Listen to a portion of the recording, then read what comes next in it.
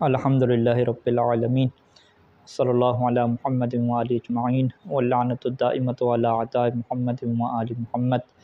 اما بعد وفقنا اللہ وإیاکم للعلم والعمل الصالحین انشاءاللہ تعالی۔ ایک مرتبہ درود پڑھ لیتے ہیں جی۔ اللہم صلی علی محمد وعلی محمد۔ گفتگو ہماری چل رہی تھی کہ غیبت صغریٰ کے زمانے میں امام علیہ السلام نے اپنے جو 4 خاص نائب بنائے تھے، اس کے علاوہ بہت سارے لوگوں نے جھوٹی جو ہے وہ نیابت کا دعویٰ کیا اور لوگوں کو جو ہے وہ گمراہ کیا، باوجود اس کے کہ یہ جو لوگ جھوٹا جو دعویٰ کر رہے تھے یہ امام علی نقی علیہ السلام اور امام حسن عسکری علیہ السلام کے اصحاب میں سے تھے، بلکہ ان کے وکیل اور قابل اعتماد لوگ تھے۔ لیکن جب یہ پھرے ہیں تو پھر ایسے پھرے ہیں کہ بہت سارے لوگ ان میں سے جو ہے وہ کفر و الہات تک بھی کیا ہے چلے گئے ہیں، اور مصنف نے کہا ہے کہ ہم اس چیز کو بڑے جو ہے وہ واضح طور پہ بیان کرتے ہیں، بلکہ اس چیز کو ضروری سمجھتے ہیں کہ ایسے لوگوں کے کردار کو کیا ہے بیان کیا جائے،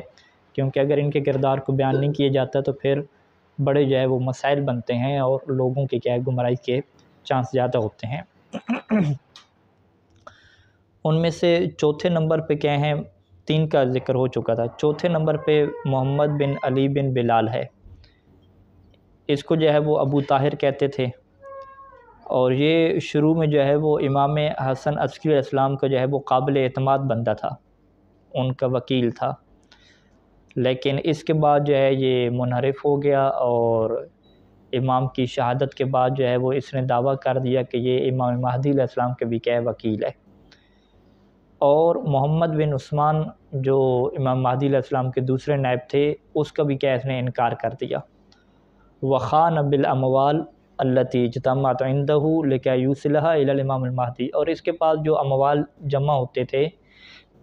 اور پہلے سے جمع تھے، یہ اس نے مال میں بھی کیا کی، خیانت کر لی اور ادھر ادھر کیا ہے اپنی اوپر کیا ہے اسے خرچ کر دیا اور امام مہدی علیہ السلام تک ان اموال کو نہیں پہنچایا۔ یعنی آپ دیکھ سکتے ہیں یہاں پہ کہ خود جو امام حسن عسکری علیہ السلام کا جو ہے وہ وکیل رہا ہے، اس نے جو ہے وہ مالی طور پہ کرپشن کی اور اپنے عقائد سے بھی کیا منحرف ہو گیا، تو پھر آپ جو ہے وہ کیا سوچ سکتے ہیں کہ موجودہ جو فقہا ہیں ان کے اگر جو وکیل ہیں یا وکلاء ہیں وہ اگر کرپشن کرتے ہیں تو لوگ سیدھا الزام کس کو دیتے ہیں، فقہا کو دیتے ہیں کہ تمہارے مراجع اور فقہا ہی ایسے ہیں کہ ان کو پتہ ہی نہیں ہے کہ جو ہے وہ ان کے لوگ نیچے والے کیا کر رہے ہیں، کرپشن کر رہے ہیں۔ تو یہ امام علیہ السلام کے خود جو وکیل ہیں، قابل اعتماد لوگ ہیں، ان کے بھی کیا ہے یہی نظام کیا ہے چلتا تھا کہ وہ بھی کرپٹ ہو جاتے تھے، وہ بھی کیا کرپشن کر لیتے تھے، تو پھر اس امام علیہ السلام کی طرف سے کیا ہے توقیع صادر ہوتی تھی اور ان کو جو ہے وہ منسوخ کر دیا جاتا تھا، ان سے برات کا کیا ہے اعلان کیا جاتا تھا۔ اچھا، محمد بن علی بن بلال کے متعلق تو یہ کہتے ہیں کہ جو دوسرے نائب ہیں محمد بن عثمان نے، اس نے تو باقاعدہ جو ہے وہ امام مہدی علیہ السلام تک پہنچنے کا اور ان سے ملاقات کے لیے بھی کیا ہے رستہ ہموار کیا تھا، اور خود امام علیہ السلام نے جو ہے وہ اسے حکم دیا تھا کہ یہ جو تمہارے پاس مال جمع ہوں گے شیعوں کی طرف سے، تم کیا کرنا، یہ جو ہے وہ ہمارے نائب کو جو ہے وہ دینا، محمد بن عثمان کو۔ لیکن یہ جو ہے وہ بندہ اپنی دشمنی کے اوپر اور انحراف کے اوپر باقی رہا اور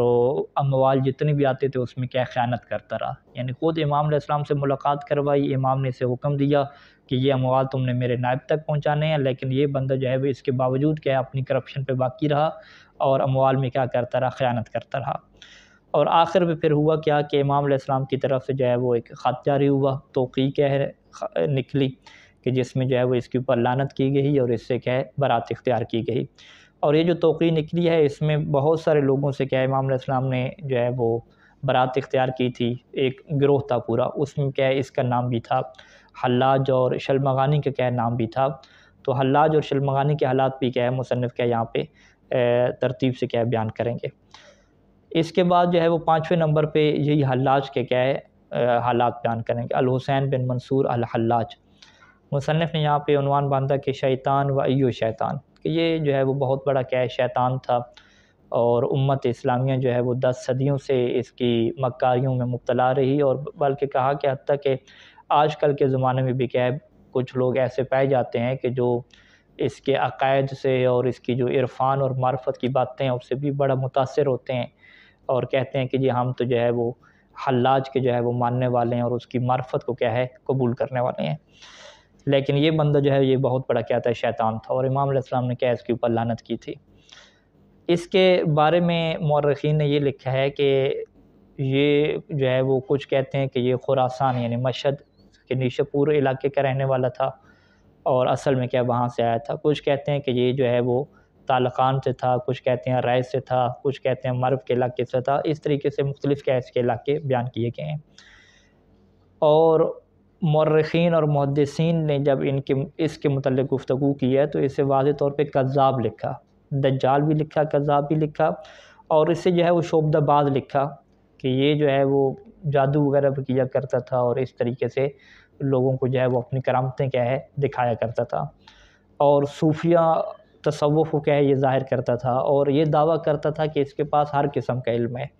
حالانکہ وہ کیا ہے جاہل تھا۔ کہتا تھا جو بھی آپ مجھ سے سوال پوچھو سارا علم کیا ہے میرے پاس ہے۔ اس کی صورتحال کیا تھی کہ جب شیعوں کے پاس ہوتا تھا تو خود کو کہتا تھا کہ میں بہت بڑا شیعہ ہوں، اور جب اہل سنت کے پاس جاتا تھا تو ان نے یہ کہتا تھا کہ میں کیا ہے بہت بڑا سنی ہوں، اور امام علیہ السلام نے جو ہے وہ اس سے پھر برات اختیار کی اور اس کے اوپر کیا ہے لعنت کی۔ لیکن کہتے ہیں کہ اس کے باوجود جو ہے وہ بعض شیعہ ایسے تھے کہ وہ